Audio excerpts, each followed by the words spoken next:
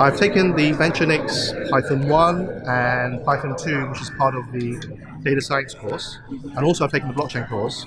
And I was explaining I was telling them one of the stories how the hackathons made me realize that after taking the Venturenix course, it made me much more confident to actually manage a group of data scientists, university students. So beforehand, before the Venturenix course, I had some online certificates. I wasn't very confident. Recruitment firms would contact me, ask me to go to interviews, and I would turn them down because I wasn't sure. But now, having managed data scientists, I feel that I'm much more confident to go for interviews. People don't realize that every course is different. So online courses usually have the prestige, the university name. Venturenix is a very young company. People don't know what it's about. And also the trainer, the teacher, they don't know the quality of the teaching.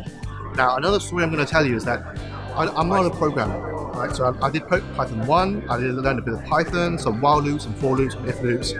And suddenly, during the hackathon, it was the night before the presentation. I've never written any code before. And I was starting to change some of the code I found online on GitHub.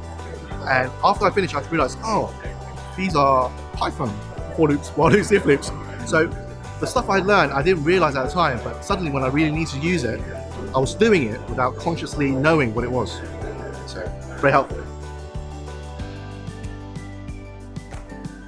So I'm here to support Venturenix and also to learn some more about LinkedIn because I get lots of search hits on LinkedIn. I don't know how to deal with them. So a lot of recruitment firms contact me and I'm not sure whether they're any good. It's very good because I actually know all the panelists personally, including Ricky and also Noah's.